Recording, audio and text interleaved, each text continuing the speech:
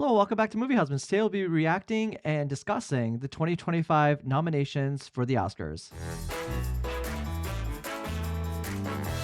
All right, so if you're new to the channel, welcome. If you haven't and you've watched our previous reactions to the nominees, we kind of do it a little differently here. We are going to go through the nominees. It's not a live thing.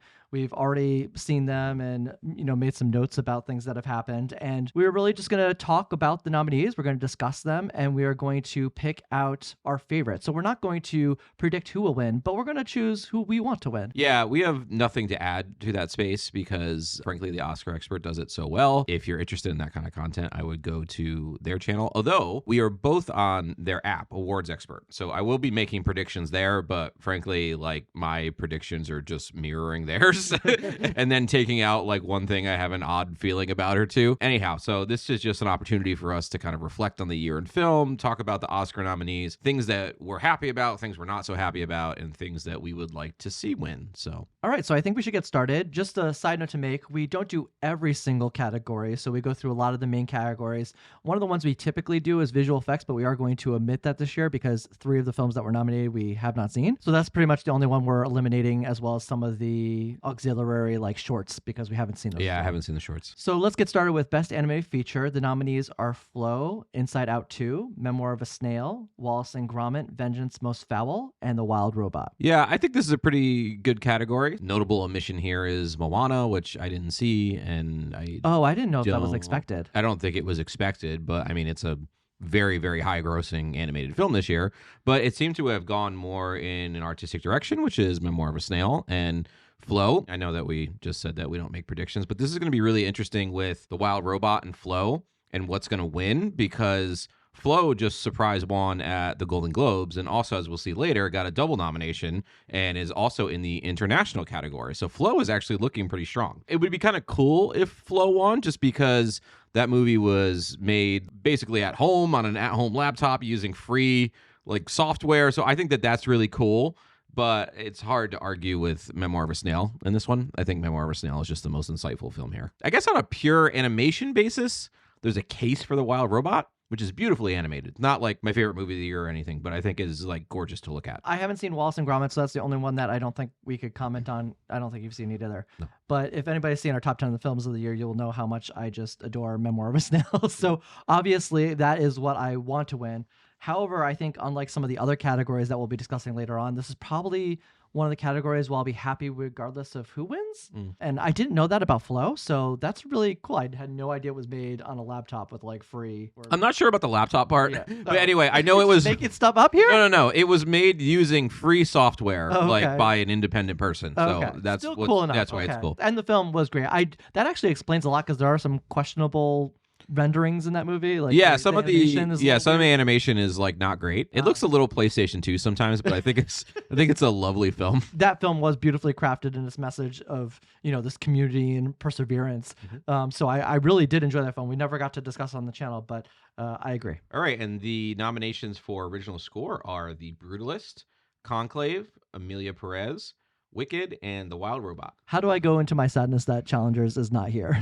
Wicked is an interesting one because I understand that there is score that was written for the film, and it's not just so. I kind of understand that. Emilia Perez, I don't even remember the score in that movie. I can tell you that it didn't have much of an effect on me, and I can tell you the Challengers soundtrack certainly did. Yes. Even the soundtrack to Queer. When it comes to Emilia Perez and Wicked, those are both more focused on their soundtracks rather than their scores. Yeah. And I think those are the most important parts of those films. That being said, I would make a little separation in my mind for Wicked and Emilia Perez. I prefer Wicked so much more in terms of its score. Yeah, I agree. There's so many beautiful elements that hark back to the Wizard of Oz in the score of Wicked. And so once you notice those little beats, the score really stands out in that film in a beautiful way. So yeah, I just want to make that separation there because I don't want to conflate the two. Challengers, unlike those two films, the score is extremely integral to the vibe of the film. So the only other film that really does that in this list, I think, would be The Brutalist. It all comes together in such harmony. So the score is so integral to that's why I would root for that in this case. Yeah, I would root for The Brutalist as well. I thought the score in that movie was fantastic. I also think the Conclave score is pretty good. Next up, we're going to go into Best Sound. The nominees are A Complete Unknown,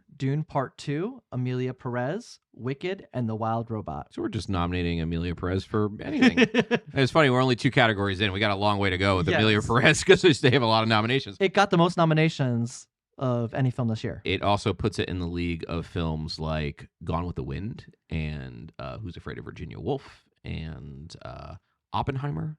Oh, wow. For the amount of nominations I did that not it got. think of it that way. Yeah, it's a little wild. There's actually a decent case for all of these. My pick would be A Complete Unknown because I think that the music and the sound and especially capturing the live performances is so integral to that film. The live performances with the auditory, like the auditory noise of the room. So like people shuffling, people smoking, people getting up out of chairs. All of that is integrated into the film really, really well. So I think that film has conspicuously really good sound work. If I was going for maybe a more obvious choice, like Dune Part 2, I mean, we saw that in IMAX. It has great sound. Yeah, and going deeper into what you said about A Complete Unknown, I would pair Wicked with this as well because the sound in both of these films are so natural that they're not really that flashy. And I think that's the difference between those two and what separates it from Dune Part 2, which is definitely more flashy in its sound, I would say. I would also add the substance to this. The sound is so integral to the film, like the creepiness of that film. It's so funny you say that because it's a real shame that the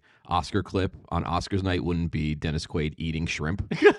just that disgusting. would be so good, right? Yeah, it'd be great. That's what I'm trying to say. The sound in that movie is brilliant. The squishy, Yes. yeah. Remember when she starts getting into French cooking and it's like all the squishy pies? Yes. Yeah. As much as like that movie disgusts me, there's a reason it disgusts me. One of the reasons is because Well of done. the sound. Yeah. Okay, next up is makeup and hairstyling. The nominees are A Different Man, Amelia Perez, Nosferatu, The Substance, and Wicked. So I would say I'm pretty satisfied with this lineup, though I haven't seen, neither you or I have seen Nosferatu yet, but you have seen A Different Man. Yes. So you probably will be able to speak on that a little bit. Wicked is probably the most obvious choice for this in my mind and what I'll be rooting for. So I think Wicked is just such a huge scope of a film in regard to so many different expressions of hairstyles and makeup. It's this really massive undertaking with so many results that really inform who these characters are. And I think that's so important for this film in comparison to a lot of the other films. I guess you could make a case for like A Complete Unknown with Timothée Chalamet having to look so much like Bob Dylan in that hair that he's got going on. That being said, I'm going to bring up The Substance again. I was going to say, yeah. As much as I've already said that this movie disgusts me, I really need to give it props here for its originality and its effective communication through the use of makeup and hairstyling. And I'm going to give a shout out to those inconsistent and oily strands of hair that pop out of the final iteration of Elizabeth Sparkle. What about her face? And that too. Oh, and the boob that pops out. The boob. Yes. Yeah. There's so much going on there. Yeah, that's a lot. In one moment. I'm rooting for The Substance. I think it is wild that this movie got, was it 5 Oscar nominations? The Oscars, historically, all the time, will never honor films like this. Like, I know that this was expected, but still the fact that The Substance got any kind of nominations, especially in categories that is honoring how gross it is, essentially, which is somewhat of what's going on here. Yeah. I'm just flabbergasted. But anyway, I'm rooting for The Substance here. I think there's a good case for A Different Man, but I think that there is like so much going on with The Substance. If you think about every different iteration of Demi Moore as she is just this evolution. Like, or de-evolution. Yeah.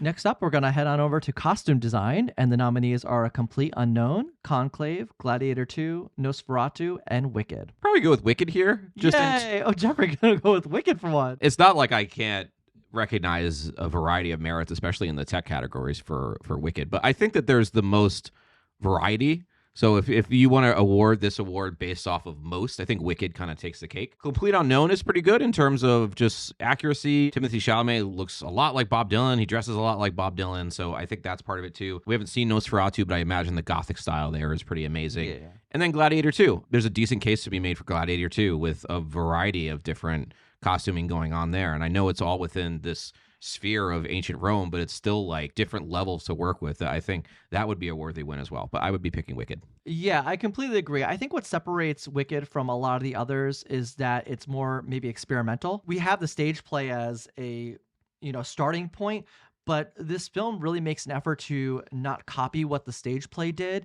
and really build its own look that stays true to a lot of the personalities of the characters, which is one of the things I love absolutely most about it. The costume design is so bold, it's inspired, and it's creative. And for that, I just really have to root for it in this case. And the nominees for film editing are Enora, The Brutalist, Conclave, Amelia Perez, and Wicked. I feel like I'm just saying the same 5 movies all the time. Anyway, I'm trying to figure out how Amelia Perez fits into this in terms of editing.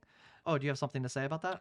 like the thing I don't like about Amelia Perez is that I think it's a mess. At the same time, there's so much going on a story and on a just like sound stage and choreographed level that maybe the editing taking place a part in that is quite an exercise. I don't think the film makes a lot of tonal sense, and that does fall on both the director and the editor. Yeah. So I guess there's a decent case that the editing isn't great, but I understand too that a lot of times people get nominated for the most editing, and I think that there's a lot of editing flourish to Amelia Perez. Oh, interesting. I think there's a lot of editing flourish to maybe the musical numbers. Yeah. But I wouldn't say that extends beyond that. My problems are the narrative inconsistencies of that film, and you feel like you're jumping from so many different things narratively in that film. Anyways, I would say that I'm probably rooting for The Brutalist in this case, just because it's such a massive undertaking. The runtime is huge. So I think, as you were saying, in a way, the most editing.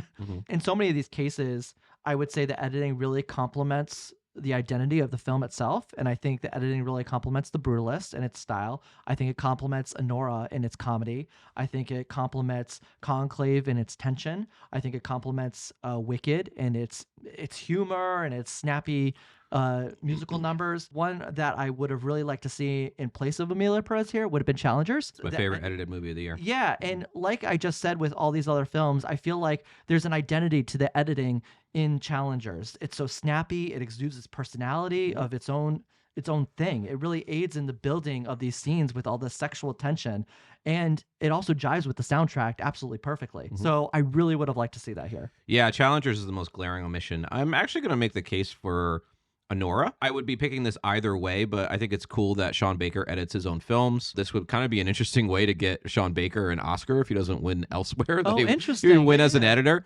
But the film's comedy and some of these set pieces and how zany and insane things are and this escalating comedic tension that the film has is all in the editing.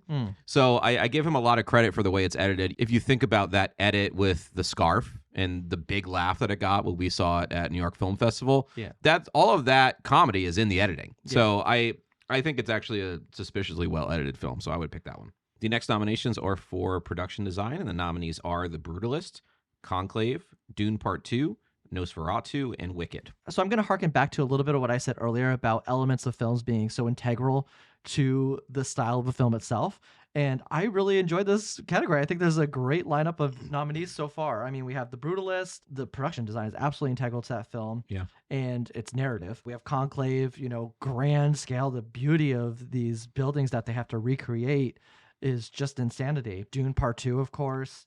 We have Nosferatu, which, yes, I cannot comment on because I haven't seen. But I think knowing Robert Eggers' films and It's going to be good. the trailer, it's got to be good. So I'm not surprised to see it here. And Wicked. So if I had to choose a film that I wanted to win, I would say Wicked. I just thought that these sets are just so immense and practical. They remind me a lot of the production design on Poor Things from last year in terms of their scale, their practicality, and their creativity. You can really get lost in these sets, and just like that film, this was exactly the same way. I've seen some behind the scenes of the set work on this film, and it's absolutely insanity. But not only are these sets so grand in scale, but they're filled with just so much creativity and detail. They really are an extension of the story, and they're so integral to bringing this world to life. That being said, I'm going to bring up something that might seem a little odd in this place, but if there was a film that I wish was in this category, we have never seen an animated feature be nominated for production design. And so I would make the case that I would really like to see Memoir of a Snail in this category. The reason being is that the detail and the design elements of the production in this film, the claymation itself, it really informs the story and the characters so well. The way Grace's room gradually becomes more cluttered with specific and particular things as her mental health declines. The grays and the blacks of the buildings featured heavily in the earlier parts of the film that really fit this sad and gloominess feeling to the losing of loved ones that happens early on. I think it's just absolutely brilliant. And so that's why I'm kind of making the case here that it would be nice to see a stop motion animated feature that's done with claymation be nominated a category about production design. Yeah, I agree. And that would actually remind me of the nomination that The Father got a while ago. Remember how like the set design and the production design would change in that film based off what was going on in his head, Yeah. according to his like his Alzheimer's Oh, or yeah, that's a dementia. good point. Yeah. So I think that would make a lot of sense here. It's kind of a boring pick, but I would pick Conclave. I just think that the way they recreated the Vatican is just really beautiful. These giant grand rooms. So much of why we think the cinematography is good is actually like the amazing work of the production design that we're looking at. So I would pick Conclave. Speaking of, let's head into the next category, which is Best Cinematography. The nominees are Lowell Crawley for The Brutalist, Greg Fraser for Dune Part 2, Paul Gilhami for Amelia Perez, Ed Lockman for Maria, and Jareen Blashki for Nosferatu. I apologize if I'm getting any of those pronunciations wrong on people's names. I think it's like outrageous that Nickel Boys isn't here. Yeah, I That's completely agree. I wrote that down. It's insane. I have to go back to my notes. It's absolutely insane. It's a crime. Yeah, I've talked at length on this channel about how the cinematography works in Nickel Boys with subjectivity, so I don't want to repeat myself, but like,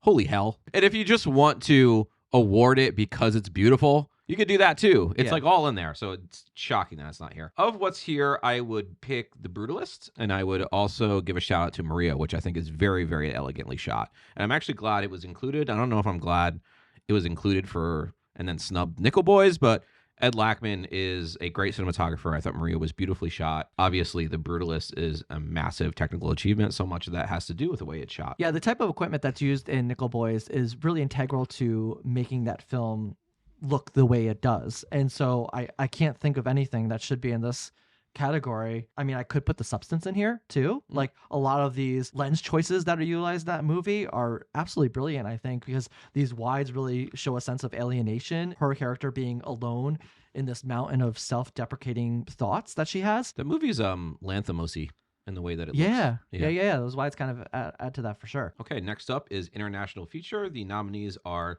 I'm Still Here, The Girl with the Needle, Amelia Perez, The Seed of the Sacred Fig, and Flow. So I think Kneecap was expected to be in here, and it looks like Flow has taken its place. I haven't seen Kneecap, so I can't comment on it yet, but I really liked Flow, so I guess I'm happy to see it here. Flow's like a simple, like oddly insightful little film. Yeah. Unfortunately, I think Amelia Perez is running away with this, sadly. Or maybe we'll get a surprise with I'm Still Here, because I'm Still Here has some other nominations. I was going to say, I mean, Amelia Perez has a ton of nominations, but I'm Still Here is a stronger film this morning than I thought it was. Yes, I completely agree. We haven't seen The Girl with the Needle. We're going to actually be watching that tomorrow, and we will have a review up in the next week or so. As well as I'm Still Here. Yeah, I'm Still Here. We're seeing next Saturday. Currently, I am rooting for Seed of the Sacred Fig, which I think became like a weirdly underrated movie this year. It got a lot of hype out of Cannes. Some of the international contingent, it could have gotten a director nomination if the momentum went right, and it just seemed to evaporate for some reason. But I know that this is your number one film of the year, so it's obviously, it's a big one for both of us. Yeah, I completely agree. Hey everyone, Matt here with a quick note on this video. We realized after the fact that we did not discuss Best Documentary Feature, which is a slight omission on our part. We apologize for. If you've been watching the channel, then you know that we are big fans of the film No Other Land. Very happy to see that it was nominated. We are totally rooting for it to win, and we hope that this attention gets the film the distribution that it so deserves. Next up, we have Best Original Screenplay. The nominees are Anora, The Brutalist, A Real Pain, September 5, and The Substance. Oh, man. It's a packed category. I guess as far as snubs go, I think this was never really in the conversation, but I think His Three Daughters should have been something that came up here. Also, Janet Planet. I would love to see that in the screenplay nominations. I know that neither one of those things was ever going to happen, but I'm just saying that I think they deserve to be here. Yeah, I completely agree. I would pick A Real Pain, which after watching it, I think is suspiciously good screenplay. Like, I don't know if it is a good screenplay when you first see it, but when I watched it again, I just saw how well it was able to blend this melancholy and bittersweet and humor and characterizations, and also while taking on like really, really big issues of like generational trauma and depression and suicide and like the Holocaust, like massive things that it was able to somehow make an 83-minute comedy about. I think Jesse Eisenberg is a really sharp guy, and I would love to see him win an Oscar, especially for writing. I completely agree. I mean, this is a film where the writing is, besides the acting, is one of the most prevalent things about the film. It's the biggest necessity. I would also just want to shout out The Substance. I think The Substance has a good screenplay, but a lot of times this happened like with Inception. They'll nominate a film that has a great central idea, like a really creative plot line, and I think that's probably why it's here, but I don't think it's undeserving. Oh yeah, and Hard Truths. That's another one I would. Oh, like to that see. absolutely should have been here. Yeah. Another film where the writing is just so paramount to that film. Yeah. It's like they only had room for one of those types of films, and they chose the real big. So next up is Adapted Screenplay. The nominees are A Complete Unknown, Conclave, Amelia Perez, Nickel Boys, and Sing Sing. When it comes to these nominees, I am so happy to see Nickel Boys and Sing Sing here. I think it's the recognition. We haven't really gotten many nominations for them this far yet, and so this is a nice recognition for these two films that I think are so deserving. I would definitely be leaning Nickel Boys in this case. What's so great about that screenplay as well, and something we talked about in our review, is that so much of what they're saying has to come across without seeing them visually. You know, it starts somewhere, and it starts on the page. And so for them to be able to manage doing that and have it come across so naturally and effortlessly. Nickel Boys would be my pick as well. I have not read the book that this is based off of, but I have read Colson Whitehead's other novel, which is The Underground Railroad.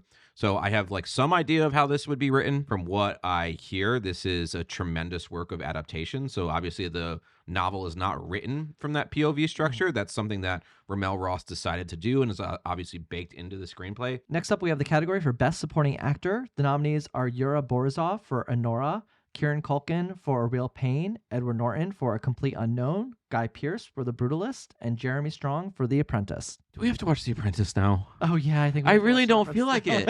And people tell me it's good. I'm sure it's good. I trust those people. I don't want to devote any more time to Donald Trump. I just don't feel like it. We're tired. I'm so tired. And I know, and again, I'm not saying that the movie is not good, and I'm not saying Jeremy Strong's not good in it. He has to be good in it because he's Jeremy Strong. But I just don't feel like it. And now I have to watch it. These are like, I feel like one or two movies I avoid the entire year, and then they get a couple of nominations, and I'm like, I can't avoid it anymore. I have to be a film critic and watch it. But anyway, we're going to watch The Apprentice. Rooting for Kieran Culkin. I understand that people are saying that he's just playing Roman from Succession again. I get it. I think that he is magnetic in the film, and I think he is heart-wrenching. I think there's a shtick to maybe a similarity between the roles, but I do not. This role is so much more heartfelt. Just because he has kinetic energy as a person and an actor doesn't mean that he's playing the same character. Exactly. There's so many different nuances in this character that I would say, and also why I'm rooting for him as well. I did see the Brutalist again last week, and I think Guy Pearce is really, really good in that movie. It is kind of funny though that we've been dealing with the Golden Globes for the past how many years, like having the two boys up for Succession. Yeah. And all of a sudden, here they are. The show ended, and immediately the next year, they're both really nominated for supporting actor in different roles. So I just think that's really oddly humorous. Oh, and Yura Borisov is really good in that movie. Yeah. He deserves to be here. He's not a well-known actor, so it's just cool that he broke through. What's funny is at first I thought he was like underrated in terms of the conversation, and then he just blew up in the conversation. So I'm so happy that happened. All right, next category is Supporting Actress. So we have Monica Barbaro for A Complete Unknown, Ariana Grande for Wicked, Felicity Jones for The Brutalist, Isabella Rossellini for Conclave, and Zoe Saldana for Amelia Perez. It's kind of exciting that Monica Barbaro got in for A Complete Unknown. I know she was not expected. I think there was a couple other people even being considered more than her. I would say another person that I wish was here would be Ingenue Ellis-Taylor. Mm-hmm. No offense to Felicity Jones and Isabella Rossellini. I'm not shading them whatsoever. But I think their roles in their two respective films rely on these singular standout scenes. They are very, most certainly, Oscar-worthy scenes and performances in those scenes. Those two performances in general don't match up to the amount of screen time and the equally astounding performances. So if you get me, what I'm going is that Ingenue Ellis-Taylor and Margaret Qualley have just as good performances as those two actresses, but they're just more integral to their respective films. Well, I agree with you on Isabella Rossellini. I think Felicity Jones is actually in like a lot of The Brutalist. It's just the second half of the film. Yeah, which it is a very long film. So I guess in a way, it's 90 minutes of the screen time, which could be a mini film on its own. I would weirdly be picking Zoe Saldana because I think she's fantastic in Amelia Perez. I think she is. No, I agree. Yeah. I don't. She's the standout. I don't like that movie at all, but like I think that she is just excellent in it. And next up, we have the nominees for Best Actor. They are Adrian Brody in The Brutalist, Timothée Chalamet in A Complete Unknown, Coleman Domingo in Sing Sing, Ralph Fiennes in Conclave, and Sebastian Stan in The Apprentice. So how do we feel about this one, Jeffrey? Timothy Chalamet.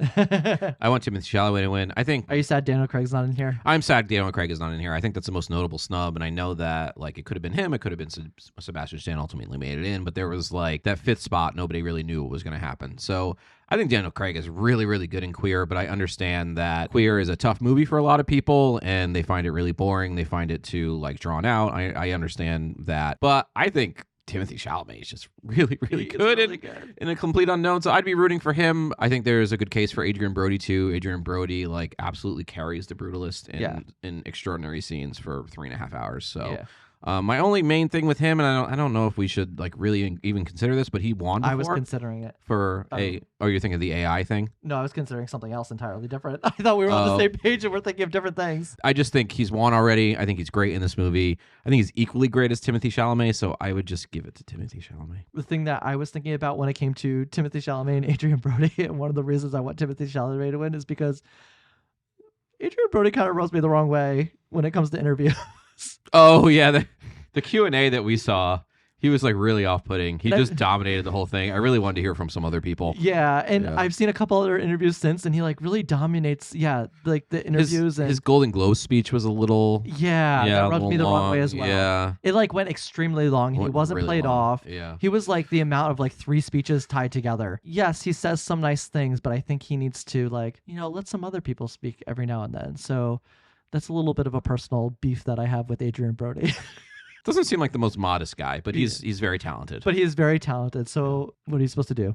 And the nominees for Best Actress are Cynthia Erivo for Wicked, Carla Sofia Gascon for Amelia Perez, Mikey Madison for Anora, Demi Moore for The Substance, and Fernando Torres for I'm Still Here. So I think I can speak for both of us in saying that we're both rooting for Demi Moore. She should absolutely win. That being said, it is our time to rage because Marianne Jean-Baptiste was not nominated in this category, and I am so upset. It is so stupid that she wasn't nominated. It's like the performance of the year. It's literally the performance of the year. She carries that film. She expresses every emotion in that movie: sadness, grief, laughter that is both mocking as well as tinged with so much pain. It's filled with everything an actress What's can a baby possibly need with do. pockets? Yeah. Every single emotion that an actress can possibly exude in a singular performance, she somehow fits into that performance. And it is an absolute travesty that she is not here. It's ridiculous. It's ridiculous. It's really ridiculous. So that's my rage. If she was in this category, she'd be the person I'd be rooting for to win. I think it's so stupid that she is not here. It's one that the Oscars would go for because it's so bombastic, and then it's quiet and it's sad and it's reflective. Like it has everything that you need. I am, out of these people, I'm rooting for Demi Moore. I think she deserves it. And I don't think she deserves it just as a career narrative, although that's nice, but how she navigates that role with regard to who she was as an actress in the 90s versus now. I think it's really, really timely. I mean, she deserves an Oscar just for that scene in the mirror where she's like continually reapplying and taking off makeup. Yeah. The Substance is like a dark comedy in some ways too. When she starts cooking and making fun of Margaret Qualley's like other side, like all that stuff. It's great. Not in a million years, again, did I ever think The Substance would be nominated for anything, but I really hope Demi Moore wins. Also, I want to go back to just a second while we're on the Hard Truths train. This was never going to happen, but I would have really liked to see Michelle Austin nominated for Hard Truths. Supporting actress. Yeah, I think she would have been a fantastic addition to the supporting actress category. So next up, we have Best Director. The nominees are Jacques Audiard for Amelia Perez, Sean Baker for Anora, Brady Corbett for Brutalist, Coralie Forjat for The Substance, and James Mangold for A Complete Unknown. I love A Complete Unknown, but James Mangold should not be here. What would you put in here besides Ramel Ross? Oh, yes. Duh. Ramel Ross needs to be here. And people are going to be real upset that Denis Villeneuve is not here. Denis Villeneuve, he wouldn't be who I would pick, but I think that makes more sense than Jacques Audiard. This typically has a couple places for auteurs or international people, and it seems like Amelia Perez took that international spot. The auteur spot was taken by The Substance, and fair enough on The Substance. I am rooting for Coralie Forjat here. I don't think she's going to win, but I would love if she won. I think that movie's really well directed, and honestly, just for the trajectory of the Oscars moving forward, I would love if that film won. Yeah, I'm going to do a split here, and so I'll say what I think for Best Picture, but my split for director is I would hope that Brady Corbet would win this. Jacques Audiard, I don't like this movie at all, but I do like him as a director, and I like some of his other films. So it wouldn't make me mad if this was another year and he was nominated, but gosh, why this one? I don't know. I don't know. I don't know, man. We are left to I wonder. need the people that like Amelia Perez. I need you to talk to me in real life because who are these people? I haven't even gotten comments about that. I can't find anyone that likes this movie, and it's like one of the most nominated movies ever. So people like it, and I'm just in a bubble. The only expressions I've seen online about that movie are mostly negatives. I really don't know like who loves it, but more importantly, why. That's like, what I want to talk I need about. to know like why the disagreement is like, oh, this is tone deaf and this is why it's tone deaf. And then I need somebody to be like, no, it's not tone deaf and this is why it's not tone deaf. No, I need that argument being displayed to me. I have yet to hear that yet. And finally, the grand finale, we have Best Picture. The nominees are Anora, The Brutalist, A Complete Unknown, Conclave, Dune Part 2, Amelia Perez, I'm Still Here, Nickel Boys, The Substance, and Wicked. Big shocker here was I'm Still Here. Yeah. Which, again, we're seeing that next week. So I really look forward to that film. I'm very happy that Nickel Boys made its way in. It was really like on the cusp there. I wasn't sure if that was going to happen. We're kind of at the point with Nickel Boys that just any little bit of attention it gets where more people are going to see it is really what I'm about. Kind of sad that Sing Sing didn't make it. Nice film. Guess I'm rooting for The Brutalist. I like Anora quite a bit. That wouldn't make me mad if it won. I'm a little concerned that like Amelia Perez might win. Very concerned about that. That would be a rough one for me. We would need the Oscar expert here for this. Wasn't it rare, like the film that gets the most nominations to like not win? Historically, if you get the most nominations, then you're pretty likely to win Best Picture, but that's for the 50s through the early 2000s. But lately, I think like The Irishman got 10 nominations, got 0 wins. Yeah. Power of the Dog, I think, got 11 nominations and 1 win. Frankly, movies from Netflix, this seems to keep happening to, which Amelia Perez is from Netflix. Oh. They get nominated for a lot of awards and then don't really win any. It seems like supporting actress is probably going to go their way with Amelia Perez. International feature seems that they're favored there. If I wanted a film to win Best Picture of all of these the most, it would probably be Nickel Boys or Anora. But that's also why I thought of the split of Brady Corbet winning Best Director so that somebody else could win Best Picture. So that's what I had in my mind. If I was missing anything from here, it would be a real pain. I mean... Oh, sorry. Sorry. No, something did come to me. I see. Yes. One thing that I really like about the lineup of this year's Best Picture nominees, and it's something I felt similarly last year, there's a great combination of different films here that are different in style and tone and purpose. Like there's so many different things here. Like Anora is like the screwball comedy with this really deep, intimate meaning at the end. Yeah. And then you have The Brutalist, which is like this towering thing reminiscent of so many other films that have been towering achievements. You have Nickel Boys and The Substance right next to each other there. Yeah. Yeah. And then Wicked, you have your musical. So it's really nice to just see a well-rounded group of nominees. I totally agree with that. And again, so much of the Oscars is about like people actually seeing these movies, you know, like people will start, even it started today, actually, people were asking me, have you seen this? Have you seen that? And I'm like, you know, remember I talked about that movie to you in September and how you should watch out for it? That's really what it's all about. I'm glad that we have such a competitive field here. We have a lot of really good movies. Last year, I would say I had more movies that I flat out loved, but this year, all good and worthy films for sure. All right, and that's it for our discussion on this year's Oscar nominees. Let us know in the comments, what do you think about the nominees for this year? Were there any snubs? Were there things that you wish you had saw in here? What are you rooting for to win? Let us know. And have a good day. Thank you for watching. That was the most awkward ending, but I'm going to keep it. See you later.